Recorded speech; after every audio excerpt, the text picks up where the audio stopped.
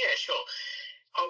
We played with so many great bands over the years, and going back to my teenage self, if someone walked into the room and said, Andy, when in a few years' time you're going to play with all these bands and list them out, I wouldn't believe you. It just was not in my.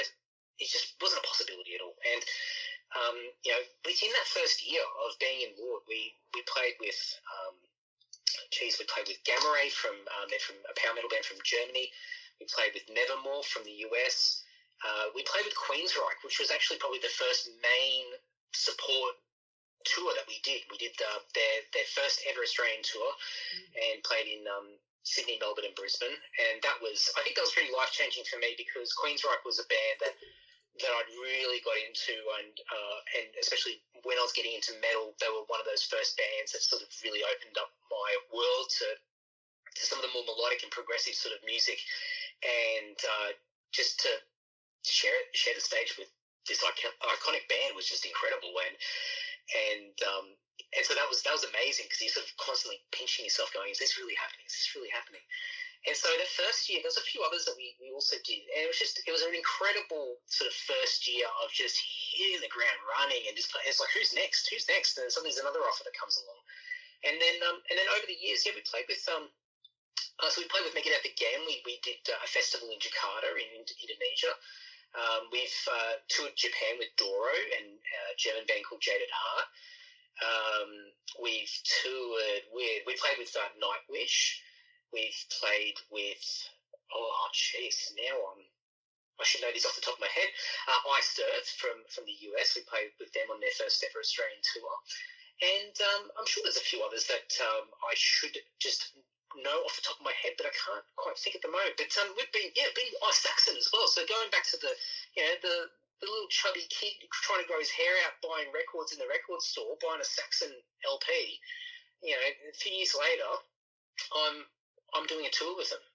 Once again, another first Australian tour for that band, and we were there with them along the way, and just talking to them. And the biggest regret I had about that tour was at the last show in Sydney, I brought along like 20 Saxon records. I had almost everything that I could possibly get at the time, and I wanted to get them signed. And over the last few days of touring with them and hanging out with them, it was just the way that they spoke to us was just like there was no hierarchy, there was no difference, there was no we're the legacy guys and you guys are no one in comparison to us. There's none of that. They just spoke to us like we were all peers, we were all friends, and had a great time. And that last show, I hesitated and I thought, you know what, it just doesn't feel right after all of this, where we haven't had that weird dynamic of sometimes it gets a little bit awkward where it's people start to fan out and get a little bit, oh, I love you. I didn't do any of that, and I thought, you know what, I kind of didn't want to mess with it. I really enjoyed sort of hanging out with them, so I left them in my bag in the dressing room, and I didn't get them signed. And years later, I regretted it a little bit, but at the time, I just had a little bit of a gut instinct, and I thought, I'll just leave it. I didn't want to mess with this vibe that I felt was already there, and it was just a great experience. So we've been really lucky to play with a lot of great bands, and over the years, with being in Australia and for the amount of years that we've been around, if we're not supporting an international band, we're usually doing our own headline shows around the country and touring, and we've played a lot of great places. Obviously, all the capital cities we've played, but a lot of small places and unexpected places that we never thought we'd ever get to, playing in Kalgoorlie or Broken Hill or Toowoomba or Mackay or Rockhampton, or some of these weird, like not even weird, but just unlikely places that a lot of bands just don't get to go to, and so we've had a lot of memorable shows around that. In fact, a really good memorable show where we headlined, it was definitely not the biggest show we've ever done, but it was the first time we ever played in Hobart in Tasmania, and up until that point there was very few bands that played down there because it was expensive. There wasn't really much of a scene apart from there was some great bands down there, but they didn't really have anything for a regular sort of touring circuit for bands to come down to Tassie. And we had somebody down there who wanted to put on a show. We went down and we were in this tiny little bar called the Trout Bar that doesn't exist anymore, and there was literally no stage. It was just the corner of the pub in the public bar with a little acoustic PA system. It was so rough. And the place was packed. It was absolutely packed. It was just so hot in there. You couldn't get through there. You couldn't walk. And people were literally in your face because there's no barrier. There's nothing there. And they're just like, they're breathing on you, as it sounds horrible to say now with all the COVID stuff. But at the time, it was fun. And it was just such an electrifying night. And it was just chaos, absolute chaos. And that sort of opened up a really good relationship that we had for a fair few years there with the guys in Tassie, going down there and playing shows. And they were just so hungry for it. They were so appreciative of having a band come down. And some of the guys knew who we were. A lot of people didn't, and we just won over a lot of great friends that we're still friends with to this day. So that's always been a really memorable show for me personally, including everything else that we've done over the years. Tour North America, tour Europe, tour through Southeast Asia, Japan multiple times, New Zealand. There's just so many great memories and stories, and the more that I waffle on and talk, the more I sort of uncover these memories along the way, thinking, oh wow, yeah, so many great things. But they're probably some of the immediate things that I think about. And you did mention about stories on the road. So thinking about some of that stuff, there is one particular story that I can share. I'm pretty sure I can share. Yeah, sure. And back in 2006, so the first full year that we were a band, we were hitting the ground running. Right at the tail end of the year, we played the last ever Metal for the Brain. So for anyone who's not familiar, pretty much our all-time greatest metal festival that Australia's ever had, that comprised, for the most part, of Australian bands. There was, every once in a while, an international headliner would play, but for the most part, it was just the best of the Aussie metal scene. And just an amazing pilgrimage. I got to go a few times before being in Lord, but got to play the last ever Metal for the Brain, which was cool. But we got offered that show, but before we got offered that show, we had already accepted a show in Sydney that same day supporting Nevermore from the US at the Gaelic Club in the city. And we weren't headlining, Nevermore was headlining. We were the next band after them, so we were playing just before Nevermore, but it was a bit of a mini fest. There was a few other bands playing that night. And so we had that already locked in the calendar. Then we got offered Metal for the Brain, and we thought, oh my God, talk about, this is the last ever Metal for the Brain. I mean, we're stuck between a rock and a hard place here. What are we going to do? Do we have to turn one of these down? And so we spoke to the guys at Metal for the Brain, and we negotiated where we would play early in the day, play sort of mid-afternoon, about 3 o'clock or 3:30 or something like that. And so we went out to Canberra the night before. We had a big night. All the bands used to stay at the Caratel, which is sort of the little caravan park that you would stay at as you're coming into Canberra from sort of Sydney way. And so all the bands would be there, and a big night. And I think there was a pre-gig somewhere in Belconnen or something beforehand. But very messy night. Lots of great bands and friends that we'd met all over the country over the years, and so it was a big party. And there's a few caravan sort of little cabins that got a little bit worse for wear. They got a little bit trashed, and a few people got injured and hurt. And it was absolute chaos. And so the next day for Metal for the Brain, this is our big day. I mean, we've got Metal for the Brain, and then that night we've got to get to Sydney to then support Nevermore. So the pressure's on, and we've got to be on our A game, because these are two shows with big crowds. They're high profile for us in the context of everything, and there's a lot of our peers and people that are keen to see us as well. But it was not our most professional moment. We just got so drunk the night before. We were so sick the next day, so sick. So we crawl our way to the university, to where Metal for the Brain's being held. We load in slowly, dragging our feet. We get on stage.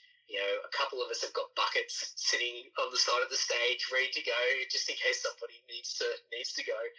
And luckily, we just had enough adrenaline in the system that we were able to get through the set. We got through the set, and it was a great show. A lot of fun. It was a little bit chaotic because we were all sort of, I think, still feeling a bit silly from the night before as well. When we brought a big beach ball and I think we might have had some blood dolls as well. And Mav, our guitarist at the time, he worked at a lolly factory, so he brought bags and bags of lollies. So we're throwing lollies out into the crowd as we're playing these songs. It was just the most ridiculous thing, but it was a big party vibe, a lot of fun. So we play the show. So it's about 3:30, whatever it is. And then our manager manager at the time, he had the van and all the gear and everything. He's like, guys, got to get in the van. We've got to go now. And everyone's taking their time. So one of the guys disappears. He's lying out in the field, the paddock behind the venue, because he's it's just got too much for him. And eventually we get everyone together, throw them in the van, and so up the highway we go. And the further and further along, I won't say who it was in the band, but one of the guys in the band was saying to Dan, our manager, he's like, Dan, you've got to pull over. I'm going to be sick. And Dan's like, I can't. There's nowhere to pull over. There's no pullover lane whatsoever. It's like we're on the highway. And this person in the band's like, no, you got to find a way. And Dan's like, no, I can't. I physically can't. So the window opens, head goes out, and then, well, the van got a new coat of paint on the side of the van. It was so disgusting. And because we couldn't pull over and we were running out of time as well, we were a little bit late leaving, we just had to gun it, and we had to stop through Wollongong first.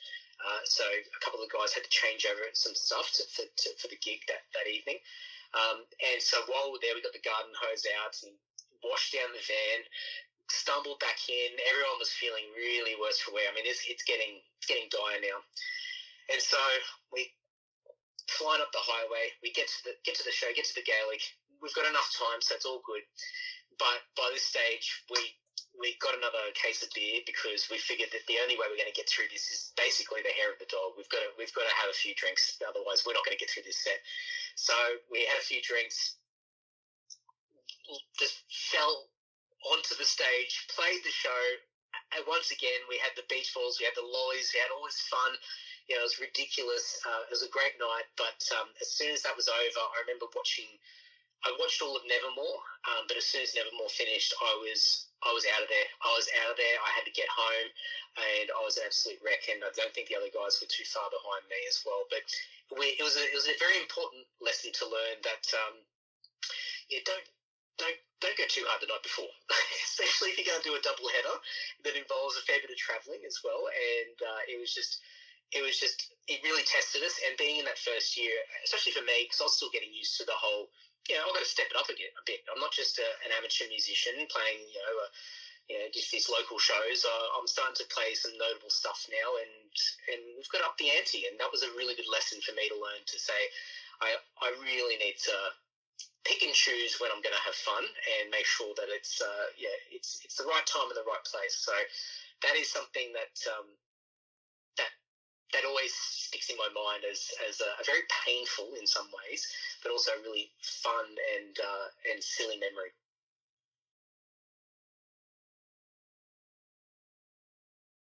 The great thing about music, I'm sure you get these stories and these situations that happen in other parts of people's lives, but I think music is just such an amazing thing where for all of us who love music, most of us have sort of discovered it as either a child or in their teens, in these defining moments, and it becomes the soundtrack of your life.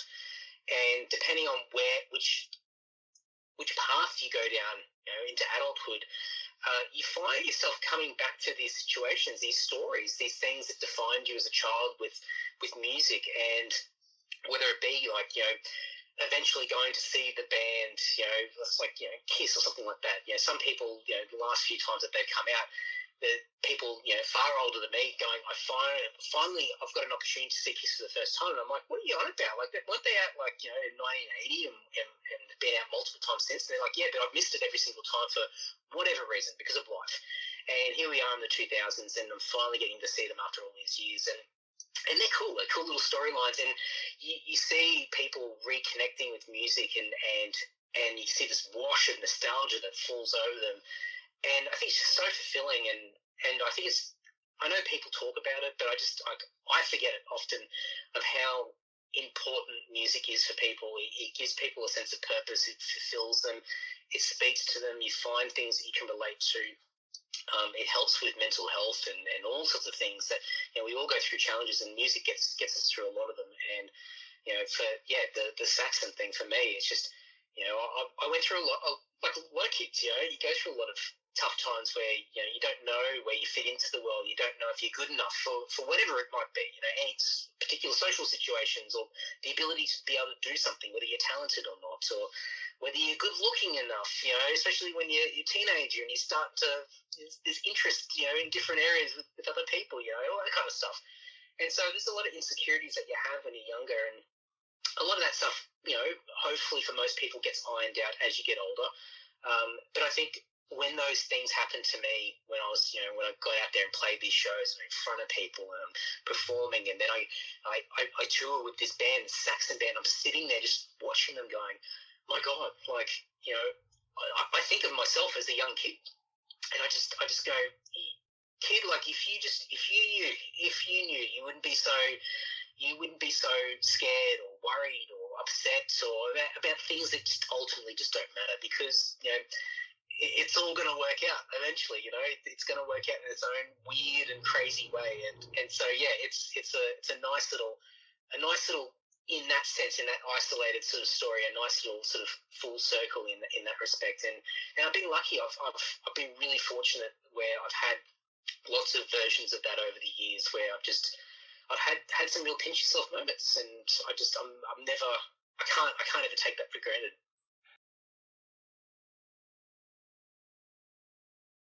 Yeah, sounds good. So the creative process is quite interesting. It's certainly changed over the years.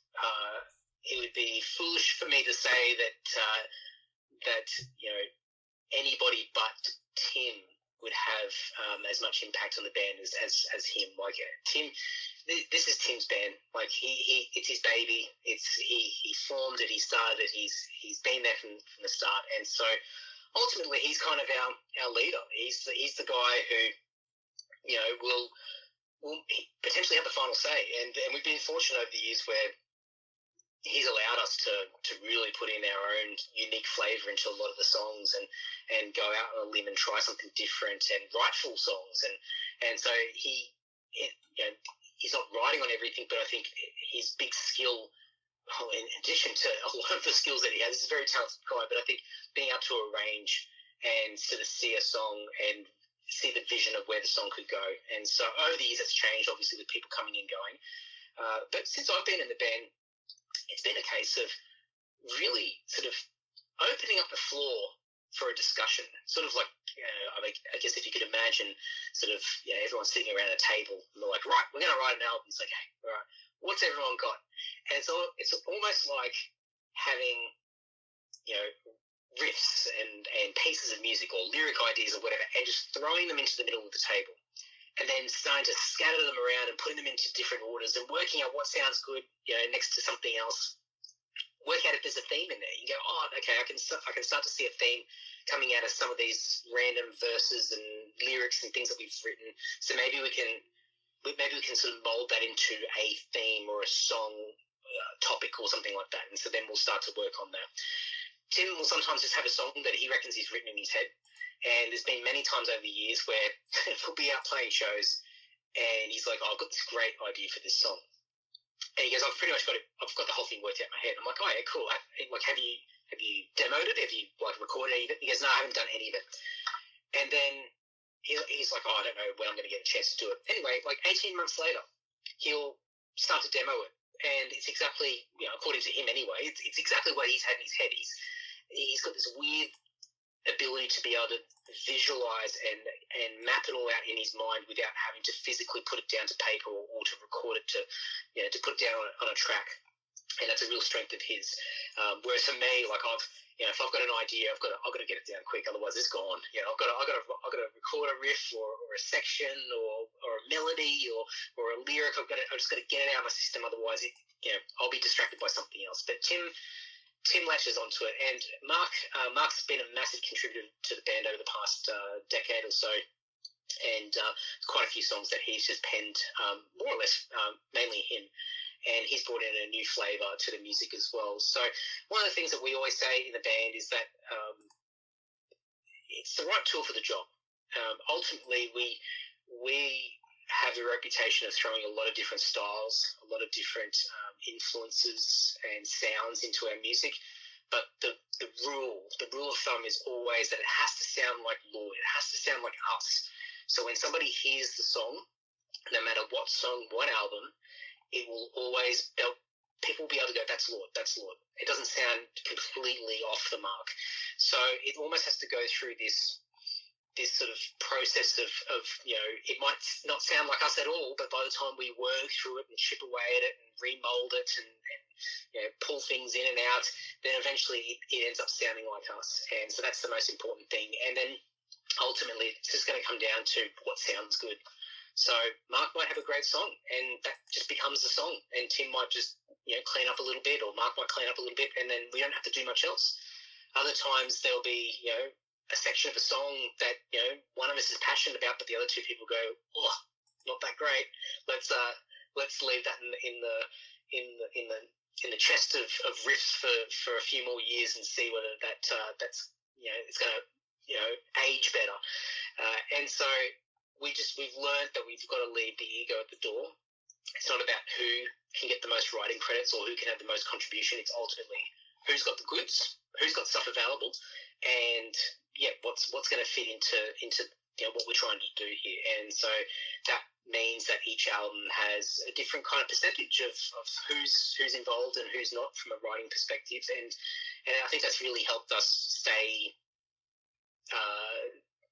at the standard, or continue to lift our standard each and every time, and try to just do the very best for the band, for us collectively, because we all benefit from it.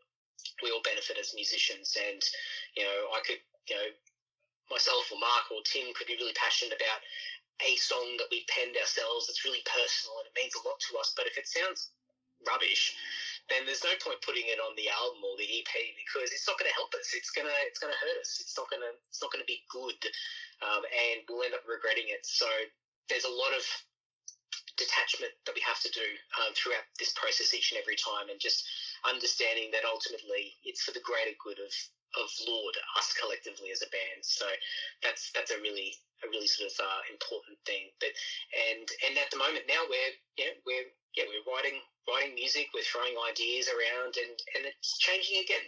As we said earlier, with COVID and not being able to hang out as much, so a lot more of it's remote, a lot more of it is going away and tinkering in your own shed, so to speak, and then seeing what you can sort of mold together, and then eventually sort of sharing it, and then seeing what makes the cut and what doesn't, and then we never throw anything out.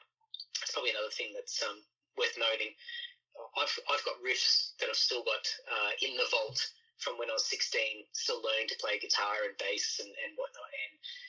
And on the last full-length album we released, Fallen Idols, there's a section in there that I gave Tim this riff tape and these melodies like when I first joined the band, and Tim still had them. And when he was going through riffs, he found this tape mix of all the stuff that I put together, and he found this melody.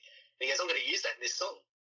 And so there's a section of the song called Kill or Be Killed, and it's a melody that I came up with when I was about 16 years old. And it's just, once again, another one of those full circle things, just something that I was just noodling around with at home in my bedroom at my parents' place, not thinking much of it. And who would have known that so many years later it would end up on an album, and people all over the world are listening to it. So that's a really important thing for us. Even though something might not sound right at the time, or it might not be leading to another idea, or stimulating those creative juices. It's never discarded completely. It's just put away for later. And then we always come back to it and listen to it again, because that perspective, or, the years sort of, with us constantly listening to music all the time and being influenced by lots of different things, suddenly you can listen to an old idea from years ago and it suddenly just makes sense. And you just go, I get it now. Like I can hear where this can go, or I've got an idea that I can use with this. And so that's a lot of fun. So we're never short of an idea. It's just a case of remembering where we stored them all.